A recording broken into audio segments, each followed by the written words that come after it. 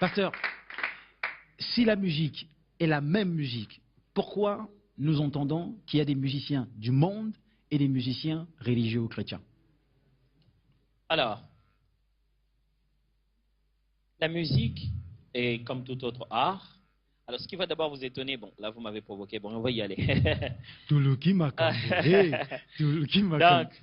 si vous voulez vraiment aller dans les bases réelles, le mot musique en français vient d'un vieux mot grec qui dit muse. Muse qui signifie la déesse de l'inspiration. Si on veut rester que dans les radicales du mot et dans les définitions étymologiques. Ça veut dire, c'est celle qui, entre guillemets, dans la mythologie grecque, inspirait les artistes, celle qui leur soufflait quelque chose à faire.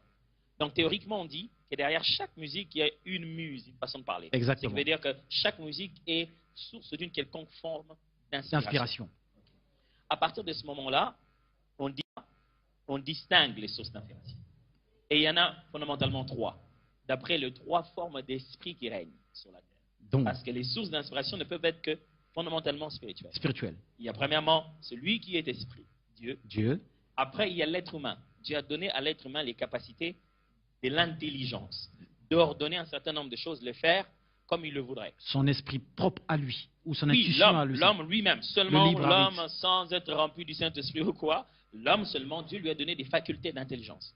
Et puis quoi vient l'ennemi, le diable, comme on dit, qui lui aussi se transforme en source d'inspiration. Il inspire aussi ceux qui ont des liens ou des attaches avec lui. L'homme trouve son inspiration autour de lui. Mais lorsque c'est une muse qui vous inspire, ça vient au-dedans de vous. Ça vient de votre état d'âme, de votre cœur, de où vous êtes connecté.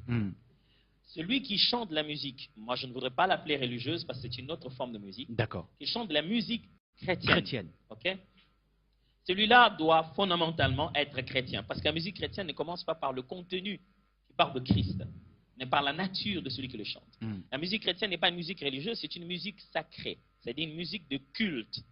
Alors, si je te citais certaines loges au culte ici, je te demandais de me chanter une de leurs chansons, tu ne connaîtrais rien du tout. Exactement. Parce qu'ils sont sous-entendus être des loges au culte, donc fermés à un certain nombre de gens, mais ils chantent, ils ont leurs chansons. Mais la foi chrétienne n'est pas au culte. Elle est ouverte, elle est une expression de la grâce de Dieu. Ce qui fait que ce que nous chantons à l'église, Kembona Yahweh, même celui qui n'est pas de l'église l'entend. On chante notre musique de culte. Mais ça devient une musique si connue qu'on pense qu'on chante de la religion. Non, on ne chante pas de la religion. Si on n'était pas chrétien, on allait utiliser un autre terme. On allait dire qu'on chante des incantations. Mais je veux prendre un terme beaucoup plus biblique. On chante des invocations. C'est-à-dire c'est dans une relation directe avec Dieu. Notre musique n'est pas qu'une musique religieuse. Elle est connectée à celui que nous